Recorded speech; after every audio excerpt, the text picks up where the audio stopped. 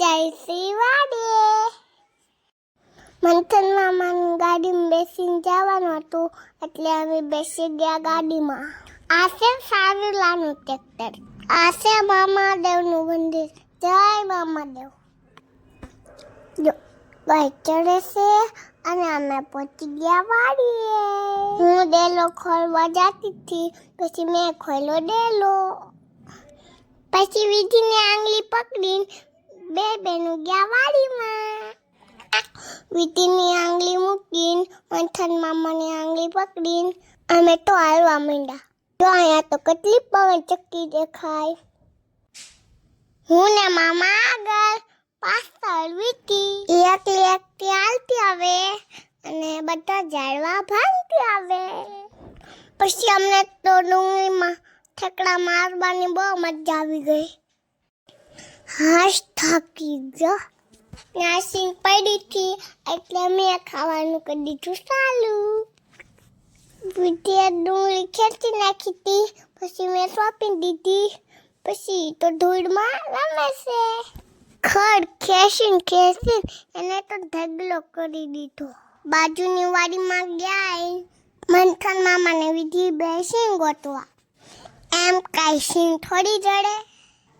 સિંગ ગોતવી પડે, એમાં મહેનત લાગે. એક એક કરીને વિધિ બેને તો લાજ સિંગ ભેગી કરી લીધી. સિંગ તો વિધિના હાથમાં નહોતી રહેતી. ઢોલાઈ ગઈ તો પાછી ભેગી કરી લીધી. પછી મંથન મામા ગુડી મશીન પાણી દેતા હતા. વિધિ આડેલી લઈ લીધું તો વિધિને મારી. વિધિ બેને પાણી પીને કામ કરી દીધું ચાલુ. આ બાજુ ઓલી બાજુ ખર નાખવા માંડી. મોટો ઢગલો કરીને ગરમી થાય તે સ્વિચ કાઢી નાખા. મંથન મામા પછી મને ખડ સોંપતા શીખવાતા હતા. આવી રીતે ખડ સોંપવાનું કીધું. તે પહેલા ડુંગળી સોંપી, પછી ખડ સોંપી. વિધિ બેનને બધું ડેલમ શેલમ કરી દીધું. પછી એને ડુંગળી લઈને ફોલી નાખી. પછી મેં એને માર્યું. આમાં એ ડુંગળી ગોતતી હતી તો ડુંગળી ન ચડી, નકરા પાંદડા નીકળતા હતા. હું તો સનેડો ખડ સોંપતી હતી અને વિધિને ગાગર ઉપર બેહું છું એટલે મારા મમ્મી એને ખીચાણા.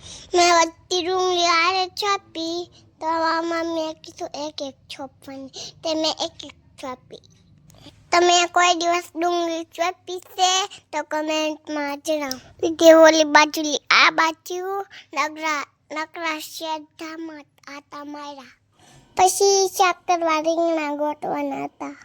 મંથન મામાએ વિધિને રીંગણાનો છોડ દેખાડ્યો એટલે વિધિએ તોડી લીધા. આ છે દેશી રીંગણા. આનું શાક બહુ મસ્ત બને. રતનબા ગુવાર તોડતા હતા એટલે મને એક ગુવાર તોડવાનું મન થયું. ગુડીમાં છે હાથ કર્યો. વિશ્વા અહીંયા આવી. ન્યાય ગુવારનો છોડ હતો એટલે હું બેઠી ગુવાર તોડવા માંડી. તમને ગુવારનો શાક ભાવે છે તો કમેન્ટમાં જણાવો. ગામડાનો ગુવાર બહુ મસ્ત હોય છે. વિધિબેન તો એકલા ધૂળમાં જ રમતા હતા. મેં તો પછી ડાયરેક્ટ રીંગણા સોંપ્યા.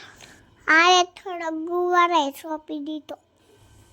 ધૂળમાં રમીને ભૂખ બહુ લાગી. બિસ્કિટના પડીકા પડ્યા હતા એટલે મેં વિધિએ કરી દીધું ખાવાનું ચાલુ.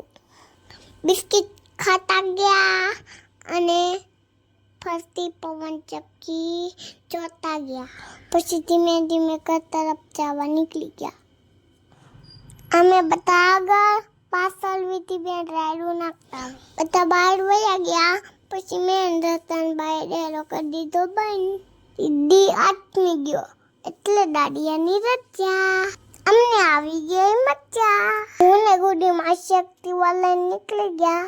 મંથન મામાની ગાડીમાં પંચર પડ્યું હતું એટલે વિધિબેન બિચારા હાલતા હાલતા ઘરે આવ્યા. મારો વિડીયો ગમ્યો હોય તો કમેન્ટમાં જણાવો, લાઈક કરો.